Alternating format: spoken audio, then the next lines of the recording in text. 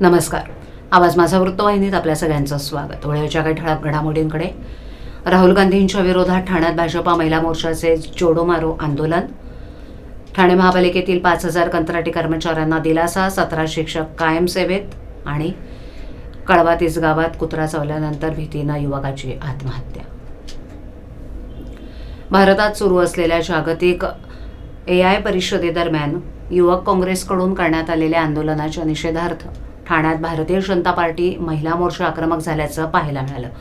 महिला मोर्चाच्या कार्यकर्त्यांनी ठाण्यात आंदोलन करत राहुल गांधी यांच्या फोटोला जोडो मारो आंदोलन केलं. यावेळेला राहुल गांधी यांच्या निषेधार्थ घोषणाबाजी करण्यात आली. तसंच त्यांचा फोटो असलेलं पोस्टर फाडण्यात आलं. यावेळेला महिला कार्यकर्त्यांनी राहुल गांधी यांना साडीचोळी पाठवणार असल्याची घोषणाही केली आहे. देशाची माफी मागावी, अन्यथा अशाच प्रकारचं आंदोलन सुरू राहील असा इशारा महिला मोर्चाकडून देण्यात आलाय. महिला मोर्चाच्या कार्यकर्त्या समीरा भारती यांनी माध्यमांशी बोलताना सांगितलं की देशाच्या प्रतिमेला धक्का पोहोचेल असं वक्तव्य कुणीही करू नये. भारताची बदनामी सहन केली जाणार नाही असं त्यांनी स्पष्ट केलं. या आंदोलनामुळे परिसरात काही काळ तणावाचं वातावरण निर्माण झालं होतं. पोलिसांच्या उपस्थितीत परिस्थिती नियंत्रणात ठेवण्यात आली. ॲक्च्युली आम्ही निषेध आंदोलन याच्यासाठी करतोय की 2026-20 फेब्रुवारी रोजी जे इंटरनॅशनल AI समिट इम्पॅक्ट झाली होती त्या ठिकाणी शर्टलेस असं आंदोलन राहुल गांधींच्या माध्यमातून, त्यांच्या युवा मोर्चाच्या माध्यमातून त्या ठिकाणी झालं होतं. आणि या बाबतीत देशाची प्रतिमा मलिन करण्याचं काम हे राहुल गांधींच्या माध्यमातून झालंय. 70-75 वर्ष जेव्हा ते राज्य करत होते त्यावेळेस देश कुठल्या ठिकाणी होता आणि आज मोदींच्या नेतृत्वात देश कुठल्या स्थितीत आहे या गोष्टीचा आपण नक्कीच विचार करायला पाहिजे. आणि जेव्हा देश विकासाच्या स्तरावर जातोय त्यामुळे मला असं वाटतं की ते त्यांचं डोकं जे आहे ते एकदम फिरलेलं आहे आणि त्यांना असं वाटतंय की आपण या माध्यमातून जे त्यांनी अर्धनग्न किंवा शर्टलेस असं आंदोलन केलेलं आहे त्या आंदोलनाचा आम्ही भारतीय जनता पार्टीच्या माध्यमातून निषेध करतो आणि राहुल गांधींनी जाहीरपणे माफी मागावी अशी आमची मागणी आहे. ठाणे महापालिकेत झालेल्या संयुक्त बैठकीत आयुक्तांनी दिलेल्या तत्वतः मान्यतेनुसार सुमारे फायलेरिया विभागात कर्मचाऱ्यांसह 5,000 कंत्राटी कामगारांना दिलासा मिळणार आहे. अनेक वर्ष सेवेत असलेल्या कंत्राटी शिक्षकांना कायम सेवेत घेण्याचा मार्गही मोकळा झालाय.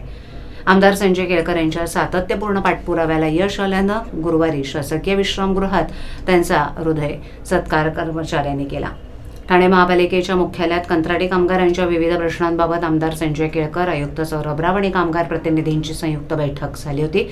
या बैठकीत आयुक्तांनी दिलेल्या तत्वतः मान्यतेनुसार कंत्राटी कामगारांना सेवा सुविधा मिळण्याचा मार्ग मोकळा झालाय. ठाणे महापालिकेत विविध विभागात सुमारे 5,000 कंत्राटी कामगार काम करत असून त्यांची पिळवणूक करणाऱ्या कंत्राटदारांना नोटिसा देणं, किमान वेतन, भविष्य निर्वाह निधी, आरोग्य विमा, अनुकंपा, वारसा हक्क इत्यादी सुविधा देणं याबाबत आयुक्तांनी तातडीनं हे प्रश्न सोडवण्याबाबत अधिकाऱ्यांना निर्देश दिले होते. त्यानुसार त्याची अंमलबजावणी सुरू करण्यात आली. ठाणे महापालिकेच्या विविध शाळांमध्ये कंत्राटी शिक्षक अनेक वर्षांपासून अध्यापनाचं काम करतायत. आयुक्तांच्या तत्वतः मान्यतेमुळे 17 शिक्षकांना कायम सेवेत घेण्याचा मार्ग मोकळा झालाय. सत्कार सोहळ्यात उपस्थित असलेल्या या शिक्षकांनी त्यांच्या भावना व्यक्त करत केळकर यांचे आभार मानले. आम्ही अनेक लोकप्रतिनिधींकडे पाठपुरावा केला, पण कुणीच दाद न दिल्यानं आम्ही नैराश्यात गेलो होतो. अखेर आमदार संजय केळकर यांनी आमचं दुःख जाणून घेतलं आणि कमी वेळात आम्हाला न्याय मिळवून दिला. त्यांच्यामुळेच आमचं भवितव्य सावरलं असून त्यांनी खऱ्या अर्थानं पितामह म्हणून भूमिका बजावली आहे, अशा भावना शिक्षकांनी व्यक्त केल्या. सफाई कर्मचाऱ्यांना वारसा हक्कानुसार नोकरी, घर देण्यात येतं, परंतु फायलेरिया विभागातील फील्ड कर्मचाऱ्यांना त्याचा लाभ मिळत नव्हता. आयुक्तांच्या बैठकीत या विषयावरही चर्चा करण्यात येऊन 300 कर्मचाऱ्यांना देखील हा लाभ मिळणार आहे. अनुकंपा तत्वावरील गेली 12 वर्ष प्रलंबित 50 पेक्षा अधिक नियुक्त्या आता मार्गी लागणार आहेत. आज विविध विभागामधल्या कामगाराचे प्रतिनिधी आज या ठिकाणी कृतज्ञता म्हणून आले होते. मध्यंतरी माननीय आयुक्तांच्या उपस्थितीत जी बैठक झाली त्याच्यामध्ये प्रामुख्याने महत्त्वाचे काही विषय जे होते ते मान्य झाले की जे खूप वर्षापासून प्रलंबित होते. आरोग्य विमा पण साधा कंत्राटी कामगारांना नाही. जे कंत्राटी कामगार 5,000 आहेत परंतु त्यांचा आरोग्य विमा नाही, त्याच्या आरोग्याशी खेळ आहे आणि त्याच्यामुळे तो आरोग्य विमा तात्काळ लागू करण्याच्या संबंधीमध्ये आम्ही सातत्याने पाठपुरावा करत होतो. तो मान्य झाला आणि या पुढच्या काळामध्ये हा आरोग्य विमा जो आहे तो 5,000 कर्मचाऱ्यांना लागू होईल.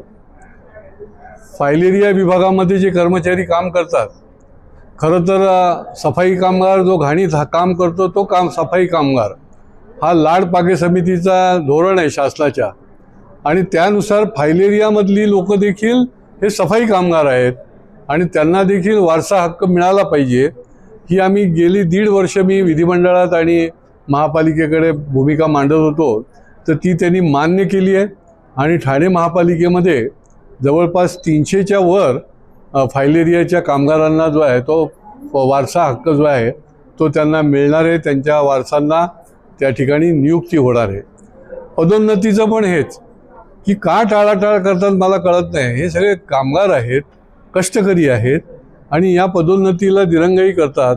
तर त्याच्याकरता आम्ही त्यांच्यासमोर जवळजवळ 50च्या वर कर्मचाऱ्यांची पदोन्नतीच रखडलेली होती, ती त्यांनी मान्य केली आणि त्याच्यामुळे ते देखील त्यांचा प्रश्न जो आहे तो मार्गी लागला. शिक्षण विभागामध्ये देखील 18 वर्ष कॉन्ट्रॅक्टवर शिक्षक काम करत होते.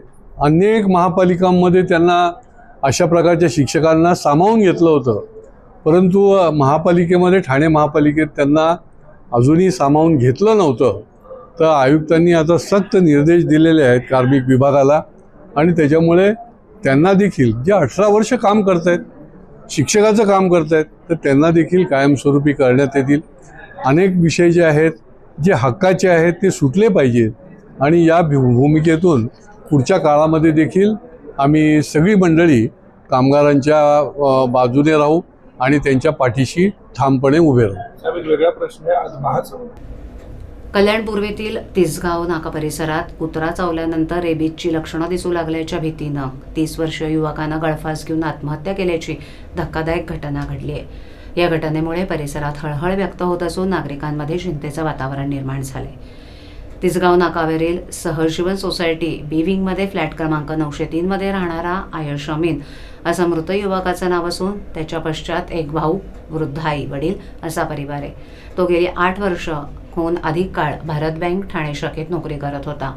मिळालेल्या प्राथमिक माहितीनुसार काही दिवसांपूर्वी तिसगाव नाका परिसरात भटक्या कुत्र्यानं अमीन यांच्या पायाला चावा घेतला होता. त्यानंतर त्याने केवळ एकच इंजेक्शन घेतल्याचं सांगितलं जातंय. मागील 4 दिवसांपासून त्यांच्या हालचालीमध्ये असामान्य बदल जाणवत असल्याचं नातेवाईकांनी सांगितलं. दरम्यान काल सायंकाळी घरात कोणीही नसताना अमीन यांनी आपल्या राहत्या घरी आत्महत्या करत आहोत याबाबतची सुसाईड नोट लिहून गळफास घेतल्याची प्राथमिक माहिती पोलिसांनी दिली.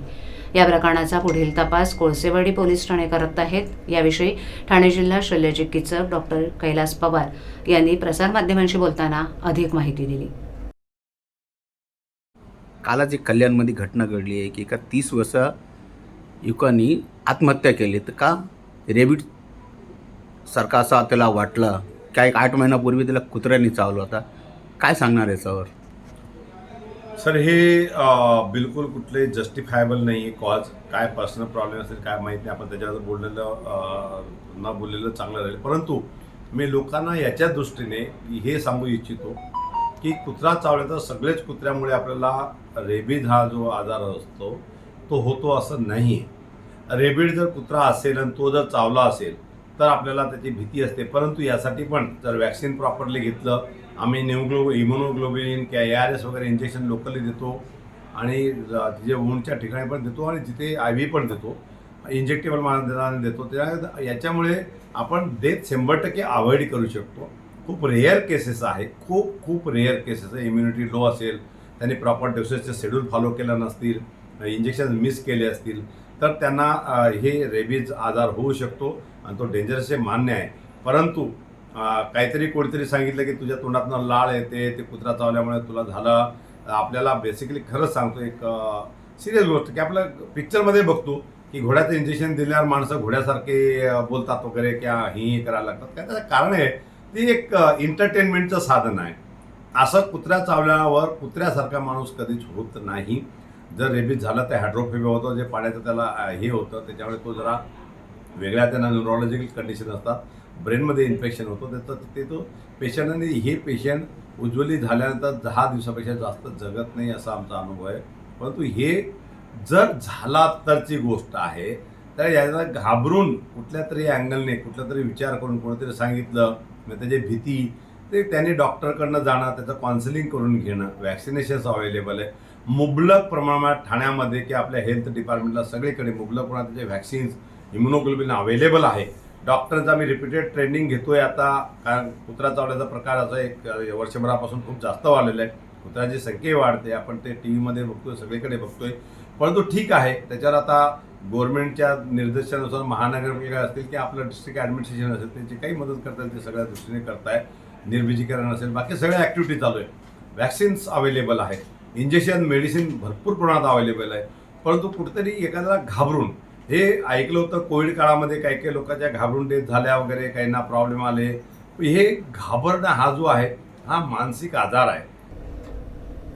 गेल्या काही वर्षांपासून मुंबई ठाण्यात कोळी समाजाच्या मासे विक्रीच्या व्यवसायात परप्रांतीयांनी शिरकाव केल्याचे प्रकार घडत असतानाच ठाण्यात परप्रांतीय मासे विक्रेत्याकडून किळसवाणा प्रकार घडल्याचं उघडकीस आलंय.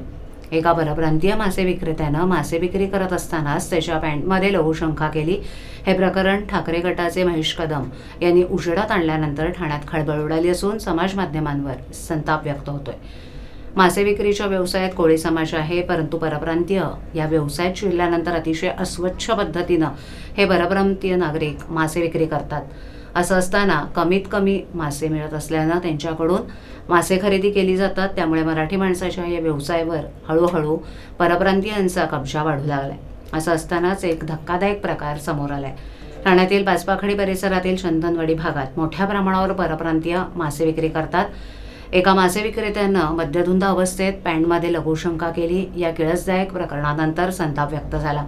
ठाकरे गटाचे पदाधिकारी महेश कदम यांनी हे प्रकरण उजेडात आणलं. तसंच त्यांनी परप्रांतीय मासे विक्रेत्यांचं चित्रीकरणही केलं. त्या विक्रेत्याला त्यांनी पकडलं असता तो मद्यधुंद अवस्थेत आढळून आला. त्यानं हे मासे ससूनडोक इथून आणले होते, तिथून तो चंदनवाडी परिसरात विक्री करत होता. अभिनयाच्या क्षेत्रात नाव कमावणाऱ्या स्वप्नाला पैशांच्या हव्यासापोटी जोड मिळाल्यावर काय होतं याचं विदारक चित्रण ठाण्यात समोर आलंय. महिलांना पैशाचं आमिष दाखवून त्यांच्याकडून देहविक्रय करून घेणाऱ्या एका 26 वर्ष अभिनेत्रीला ठाणे पोलिसांनी बेड्या ठोकल्यात. विशेष म्हणजे या रॅकेटमधून पोलिसांनी ज्या 2 महिलांची सुटका केली आहे त्यातील एक हिंदी मालिकेंमध्ये काम करणारी अभिनेत्री आहे. ठाणे पोलिसांच्या अनैतिक मानवी वाहतूक प्रतिबंधक कक्षाला माहिती मिळाली होती की एक महिला जादा पैशांचं प्रलोभन दाखवून मुलींना देहविक्रीसाठी पुरवत आहे. या माहितीची खातरजमा करण्यासाठी पोलिसांनी बनावट ग्राहक पाठवून या महिलेशी संपर्क साधला. संबंधित महिलेनं आमच्याकडे हिंदी वेबसिरीज आणि टीव्ही मालिकेमध्ये काम करणाऱ्या मुली आहेत असं सांगून काही फोटो पाठवले. व्यवहार ठरल्यानंतर 2 मुलींना घेऊन वागळे स्ट्रीट परिसरात एका हॉटेलमध्ये आली. तिथे आधीच दबा धरून बसलेल्या पोलिसांनी छापा टाकून या महिला दलालाला रंगे हात पकडले. तपासात समोर आलेली माहिती थक्क करणारी आहे. अटक केलेली 26 वर्ष तरुणी स्वतः हिंदी वेबसिरीजमध्ये काम करते. ती मुंबईत भाड्याच्या घरात राहते. मालिका किंवा वेबसिरीजमध्ये नियमित काम मिळत नसल्यानं आणि मिळणारं उत्पन्न घरखर्चासाठी अपुरं पडत असल्यानं तिनं हा मार्ग निवडला असल्याची माहिती समोर आली आहे. बहिणीचं शिक्षण आणि गावी असलेल्या आईवडिलांना पैसे पाठवण्यासाठी तसंच स्वतःच्या चैनीच्या सवयी पूर्ण करण्यासाठी ती एका व्यक्तीच्या संपर्कात आली आणि तिनं हे रॅकेट चालवण्यास सुरुवात केली. पोलिसांनी या कारवाईत 40 आणि 48 वर्ष वयोगटातील 2 महिलांची सुटका केली आहे. आरोपी तरुणीला न्यायालयानं 26 फेब्रुवारीपर्यंत पोलीस कोठडी सुनावली आहे. वागळे स्टेट पोलीस ठाण्यात या प्रकरणी गुन्हा दाखल करण्यात आला असून या रॅकेटमागे अजून कोणाचे हात आहेत का याचा तपास पोलीस करत आहेत. हिरनंदानी इस्टेट येथील उच्चभ्रू सोसायटी परिसरात दुपारी एक धक्कादायक प्रकार घडला. 4 चाकी वाहनाच्या शोरूम बाहेर पार्क करून ठेवलेल्या एका डेमो कारला अचानक आग लागल्याची घटना समोर आली. भर उन्हात उभ्या असलेल्या या वाहनातून अचानक धूर निघू लागला आणि काही क्षणात वाहनानं पेट घेतला. या घटनेची माहिती मिळताच परिसरात एकच खळबळ उडाली. आग लागलेल्या वाहनाकडे पाहण्यासाठी बघ्यांची मोठी गर्दी झाली होती. स्थानिकांनी तात्काळ अग्निशमन दलाला माहिती दिली. अग्निशमन दलाच्या जवानांनी घटनास्थळी धाव घेत तत्परतेनं आग विझवली. सुदैवानं या घटनेत कोणतीही जीवितहानी झालेली नाही. प्राथमिक माहितीनुसार संबंधित वाहन हे डेमो वाहन असून उष्णतेमुळे किंवा तांत्रिक बिघाडामुळे आग लागली असावी असा अंदाज व्यक्त केला जातोय. मात्र आगीचं नेमकं कारण शोधण्यासाठी अधिक तपास सुरू आहे. सध्या परिस्थिती पूर्णपणे नियंत्रणात असून परिसरात कुणालाही धोका नसल्याची माहिती अधिकाऱ्यांनी दिली आहे.